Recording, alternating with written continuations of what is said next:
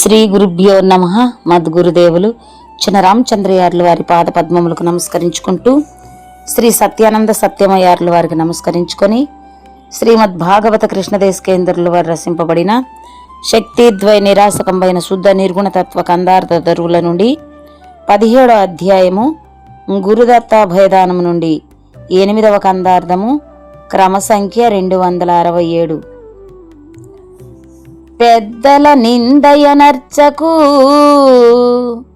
పెద్దల సేవించు కొరకు పిరిదివియకుము, ఏ పెద్దలతో వాదించకు పెద్దలు చెప్పేటి శుద్ధి పెడచెవుల వినకు.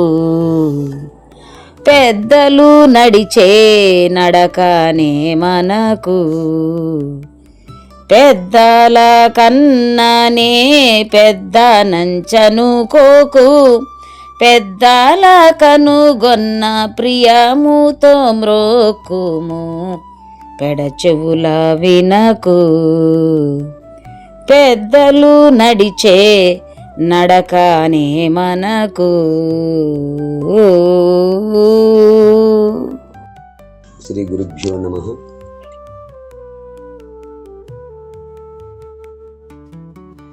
ఆత్మానాత్మరచితం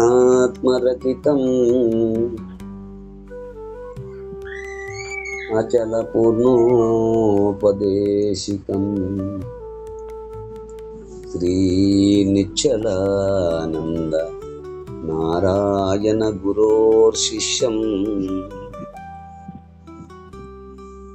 శ్రీశైల వంశాంభృతిరేవ జాతం శ్రీ పరమానంద శంకరేంద్రం కురుం భజామి. మద్గురుదేవులు శ్రీ శ్రీ పరమానంద శంకరనారాయణ స్వామి వారి పాదపద్మములకు నమస్కరించుకుంటూ, శ్రీమద్ భాగవత కృష్ణదేశకేంద్ర ప్రభువులచే విరచితంబైన శక్తిద్వయ నిరాసకంబైన శుద్ధ నిర్గుణ తత్వ కందార్థ ధరువులు 17వ అధ్యాయము గురుదత్త అభయదానము నుండి ఈరోజు మనము 8వ కందార్థాన్ని విచారించుకుంటున్నాము. అంటే క్రమ సంఖ్య 267. క్రిందటి కందార్థంలో ఆ అడవిలోని ఉసిరికాయ, ఆ సముద్రమందు పుట్టిన ఉప్పు, ఈ రెండు కలిసిన అనే సామెత రీతిగా ఈ స్థలమందు కడువేడుక అతి సంతోషముతో నీవు నేను కలయిట కూడా అట్లే ఉన్నది. ఆ అడవిలో ఉసిరికాయ, సముద్రములో ఉప్పు, ఈ రెండు ఏ విధంగా కలుసుకున్నాయో అట్లు మనము నీవు నేను కలయిట కూడా అట్లే ఉన్నది.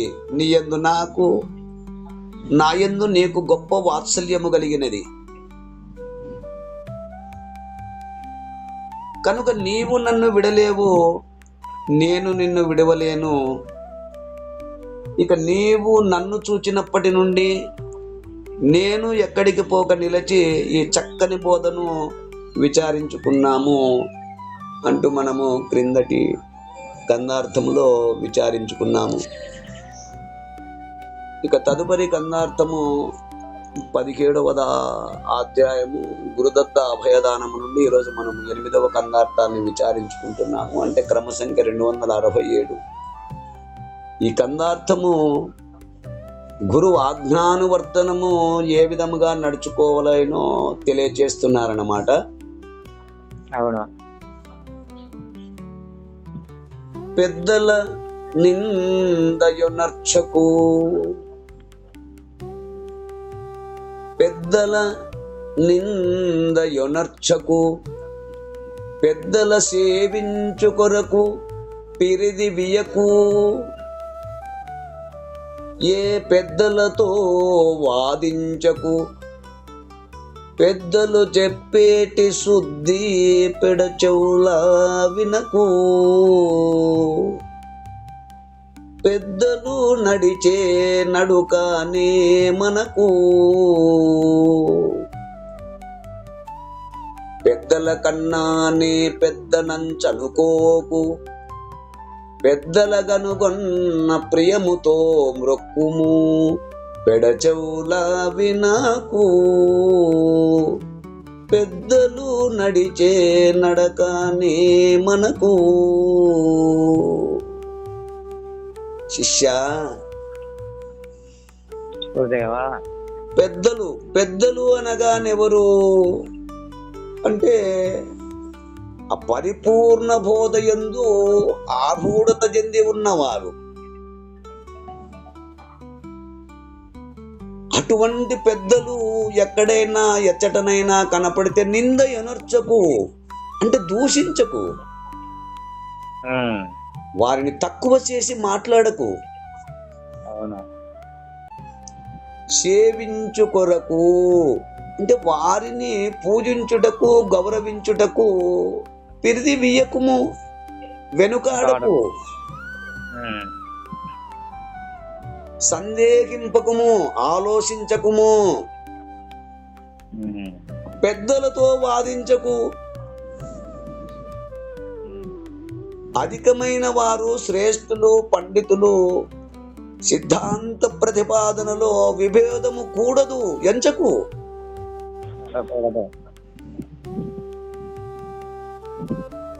పెద్దలు చెప్పేటి శుద్ధి అంటే వారు చెప్పే మంచి వాక్యములు, ఆ మంచి మాటలు, సూక్తులు ఆ పెడచెవిని వినకు, నిర్లక్ష్యంగా వినకు. విపరీతపు చెవులతో అంటే వారు చెప్పినది విపరీతముగా గ్రహించకుము. పెద్దలు నడిచే నడకనేమనకు, వారి ప్రవర్తనలో ఎట్టి లోపములు ఎంచకు. అవునా? అంటే ఇక్కడ చూడు, ఇక్కడ పెద్దలు అనగా మనం ఇక్కడ విచారించుకుందాం. మళ్ళీ ఒకసారి చూడు, పెద్దలు అనగా ఎవరు అంటే ఆ పెద్దలు అనగా రెండు విధములు, రెండు తరగతులుగాను ఉంటారు. పెద్దలు అనగా వయోవృద్ధులను పెద్దలు అంటాము. ఎక్కువగా వయస్సులో ఉన్నటువంటి వారిని కూడా పెద్దలు అంటాము, వారిని వయోవృద్ధులు అంటాము. అట్లునే జ్ఞాన వృద్ధులు అను రెండు తరగతులుగా చెప్పవచ్చును. వయోవృద్ధులు పెద్దలని చెప్పవచ్చు. మరి పరిపూర్ణ భావమునందు ఆరూఢత చెంది ఉన్నటువంటి వారు అటువంటి జ్ఞానమైనటువంటి వృద్ధులను రెండు విధములుగా, రెండు విధములుగా చెప్పవచ్చును. పెద్దదైన అంటే గొప్పదైన వస్తువును గూర్చి అసమగ్రమైన జ్ఞానము కలిగి ఉన్న వారిని.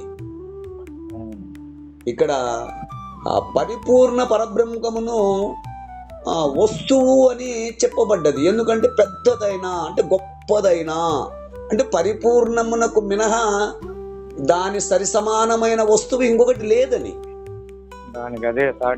దానికి అదే సాటి, దానికి రెండవ వస్తువు లేదు గనక పెద్దదైనా లేక గొప్పదైనా అని సెలవిచ్చారు కృష్ణదేశికేంద్రుడు వారు. కాబట్టి మరి అటువంటి పెద్దదైన గొప్పదైన వస్తువును గురించి సమగ్రమైన జ్ఞానము కలిగి అట్లు ఉన్నటువంటి వారిని జ్ఞాన వృద్ధులనియు, అట్లునే ఇక వయసుతో పాటు మనస్సును కూడా పండించుకొని ఇక వయస్సు మీనపడి ఆ వయోభారముతో నున్న వారిని ఆ వయోవృద్ధులను పెద్దలని కూడా చెప్పబడుచున్నారు. కనుక పరిపూర్ణ భావమందు ఆరూఢత కలిగి దానికి సరిపడ జీవన విధానము కలిగి ఉన్న వారిని శ్రీమద్ భాగవత కృష్ణదేశికేంద్ర ప్రభువులు ఈ కందార్థమందు పెద్దలుగా చెప్పుచున్నారు. అంటే శ్రవణ మాత్ర జ్ఞానమే కాక ఆరూఢతతో కూడిన అనుభవ జ్ఞానము గల వారిని పెద్దలుగా చెప్పబడుచున్నారు. కేవలము శ్రవణ మాత్రమే జ్ఞానం సరిపోదు. కనుక ఆరూఢతతో అనుభవ జ్ఞానం కలిగిన వారిని పెద్దలుగా చెప్పబడుచున్నారు. అవును. ఎందుకు అంటే మనకు ఒక చోట చెబుతారు, స్వయంగా ఆత్మానుభూతిని ఆత్మను దర్శించినటువంటి వాడైతే ఇతరులను అద్వైత సిద్ధాంతంలో మనకు స్వయముగా ఆత్మను దర్శించినటువంటి వాడు ఆత్మను గురించి తెలియచేయను గాని అట్లుగాక కేవలం గ్రంథము చదివి ఆ గ్రంథములో ఆవు గోవ రెండు ఒకటైనప్పటికీ గోవు గోవే ఆవు ఆవే గాని ఆవు గోడ కాదు గోడ ఆవు కాదు అంటూ మనకు ఈ విషయాన్ని భగవద్గీతలో కూడా తత్విద్ది ప్రణిపాతేన పరిప్రశ్నేన సేవయ ఉపదేక్షంతితే జ్ఞానం జ్ఞానిన తత్వదర్శన. అటువంటి జ్ఞానమును, ఎటువంటి జ్ఞానమును? గొప్పదైన పెద్దదైన వస్తువును గూర్చి సమగ్రమైన జ్ఞానము కలిగి ఉన్న వారిని. కేవలము శాస్త్రము చదివి పుస్తకాలు చదివి నేర్చుకొని కంఠస్థము చేసినంత మాత్రమున ఆ ఆరూఢత గాని అనుభవం గాని కలగదు. స్వయంగా గురుమూర్తి ద్వారా విచారణ చేసి గురుమూర్తి తనుమనదనములొసగి సేవా శుశ్రూషలు చేసి త్రివిధ దీక్షలు పొంది గురుమూర్తి ద్వారా త్రివిధ ప్రసాదములు గైకొని గురువు చేత కొంతకాలమైన తిరుగనిదే, గురువు చేత కొంతకాలమైన జంట వింట ఉండనిదే ఇటువంటి గొప్ప అయినటువంటి యొక్క రహస్యము అనుభవము జ్ఞానము కలగదు. కనుక అటువంటి ఆరూఢత కూడిన అనుభవ జ్ఞానం గల వారిని ఏమంటారంటే పెద్దలుగా చెప్పబడుతున్నారు. మరి అటువంటి పెద్దలను నిందయనర్చకు అంటే దూషించకు, తక్కువ చేసి మాట్లాడకు. ఎందుకు అంటే గురుడ్డివానికి లోకమంతా గురుడ్డి కన్ను చీకటిగానే కనపడుతుంది. వాడు గురుడ్డివాడు కనుక లోకమంతా చీకటిగా కనపడుతుంది. అట్లని సూర్యుడు లేడంటే సరిపోతుందా? సరిపోదు. వాడు గురుడ్డివాడై సూర్యుడే లేడు లోకమంతా చీకటిగా ఉందంటే సరిపోదు. కనుక పెద్ద నిందయనర్చకు, దూషించకు, తక్కువ చేసి మాట్లాడకు. అట్టి మహాత్ములను నిందాపూర్వకంగా మాట్లాడరాదు. సేవించు కొరకు అంటే ఇక్కడ సేవించు కొరకు అంటే ఏంటి? వారిని పూజించుటకు, గౌరవించుటకు, వారిని సేవించుటకు ఎటువంటి సందేహము పడరాదు. వారిని పూజించుటకు గాని, గౌరవించుటకు గాని, లేక వారిని సేవించుటకు గాని ఎటువంటి సందేహము పడరాదు. పిరిది వియ్యకుము, సందేహింపకము, ఆలోచించకుము, అట్లని వాదించకు.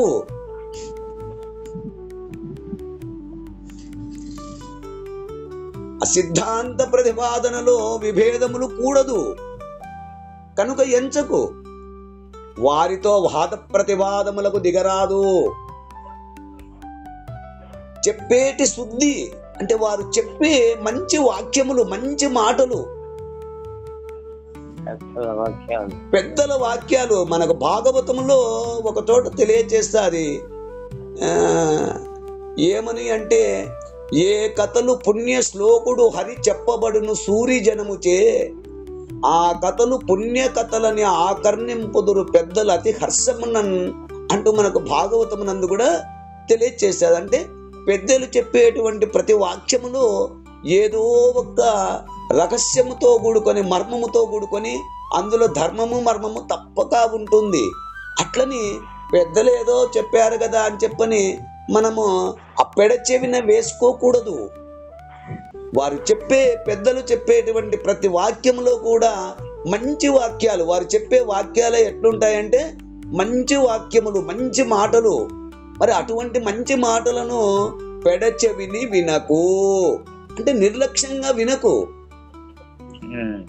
శ్రద్ధగా వినాలి.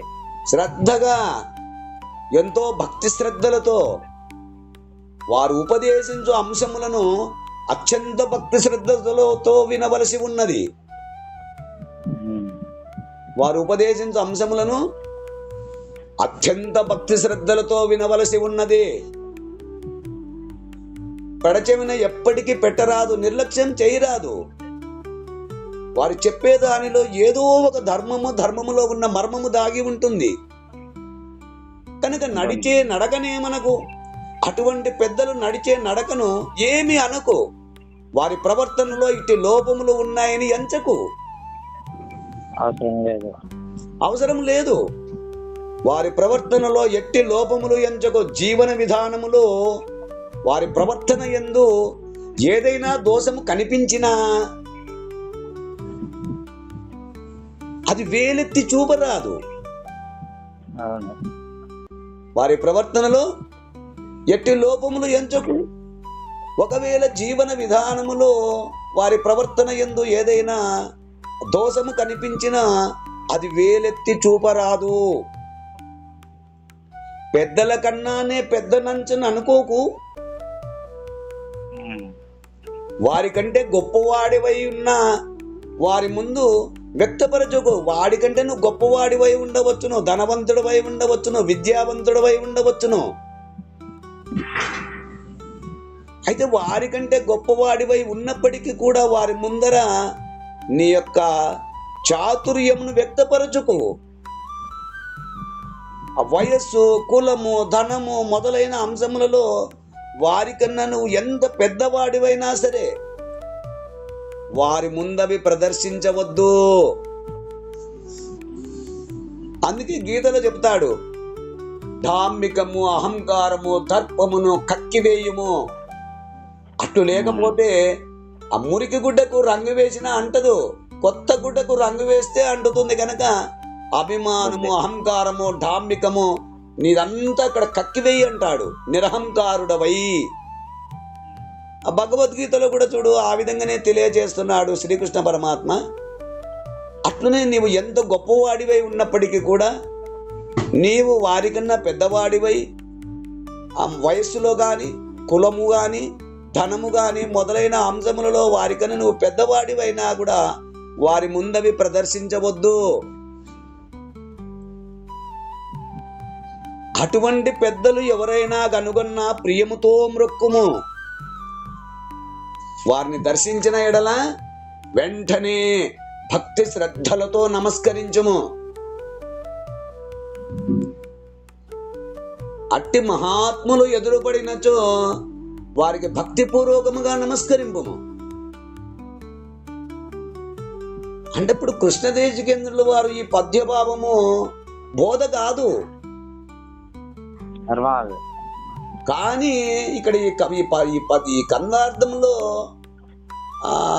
ఆయన ఈ పద్యభావము బోధ కాదు, కానీ కృష్ణదేశికేంద్రులు వారు భవిష్యత్తులో అంటే ఈ కాలములో ఆ శంకరాచార్యుల బొంకులకు జంకే లేదా అనే పాటలు, ఆ ఉపన్యాసములలో 3 కట్టెలు పట్టుకుంటాడు ఎందుకో అంటూ జిఆర్ స్వాములను అవహేళన ఈ సాంప్రదాయకులు విమర్శించేరని తెలిసి ఈ పద్యము చెప్పినట్లు తోచుచున్నది. అంటే పెద్దలను నిందించకూడదు అని. ఆ భవిష్యత్తులో అంటే ఈ కాలములో ఈ శంకరాచార్యులు బొంకులకు జంకే లేదా అని పాటలు పాడుతూ ఉపన్యాసములు 3 కట్టెలు పట్టుకుంటాడు, తిరుగుతూ ఉంటాడు అని అటువంటి జిఆర్ స్వాములను అవహేళన ఈ సాంప్రదాయకులు విమర్శించేరేమో అని తెలిసే ఈ పద్యము చెప్పినట్లు తోచుచున్నది. కనుక ఎవరిని విమర్శించుట, నిందించుట మహాపాతకము. ఎందుకు అంటే వాక్పురుష్యము హెచ్చుగానున్నది కనుక.